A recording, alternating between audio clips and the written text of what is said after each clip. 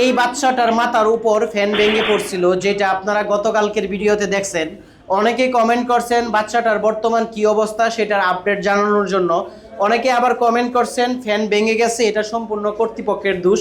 তো বাচ্চাটার বর্তমান কি অবস্থা সেটা আমি আপনাদেরকে জানাবো, ভিডিওটা শেষ পর্যন্ত আপনারা দেখেন। তার আগে বলে নেই, অনেকে যে কমেন্ট করছেন যে এটা কর্তৃপক্ষের দোষ। আসলে আমাদের এই ফ্যানটা যে এখানে লাগাইছি এটা খুব বেশি দেরি হয় নাই। ফ্যানটা আপনারা দেখতে পাচ্ছেন নতুন ফ্যান।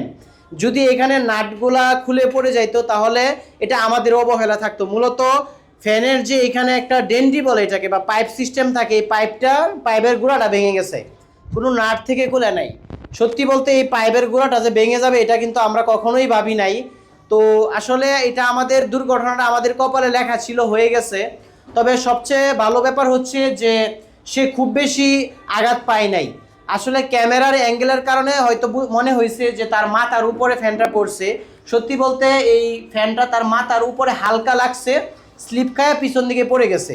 এই চারজন বাচ্চাই ছিল ওখানে, ওরা এখানে নাজারা বিভাগে পড়ে চারজন, ওরা এখানে ক্লাস করতেছিল। তো খুব বেশি ব্যথা কেউই পায় নাই, শুধু ওর মাথার মধ্যে একটু কেটে গেছে, হালকা একটু রক্ত বের হয়েছে। তো আমরা সাথে সাথে তাকে ডাক্তারের কাছে নিয়ে গেছি। ডাক্তারের কাছে নিয়ে যাওয়ার পরে ডাক্তারে ওষুধ দিছে।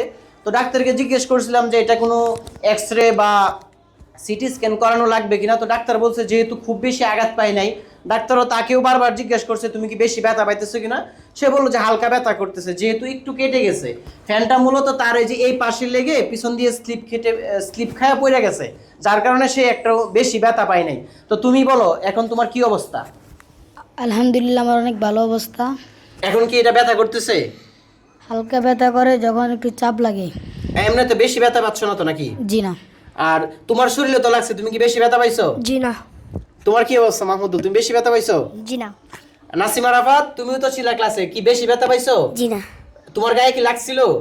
হালকা লাগছিল, বেশি ব্যথা লাগে না। আচ্ছা, হালকা লাগছিল। তো ওই যে ফ্যানের গোড়াটা একটু দেখেন, মূলত এই যে এখানে যে একটা পাইপ সিস্টেম, এই পাইপটা ভেঙে গেছে। তো এখানেও নাট খুলে নাই, বা এই গোড়ায় যে আরেকটা নাট থাকে, বা অনেক সময় ফ্যান গোড়া থেকে খুলে পড়ে যায়, এরকম কিছুই হয় নাই।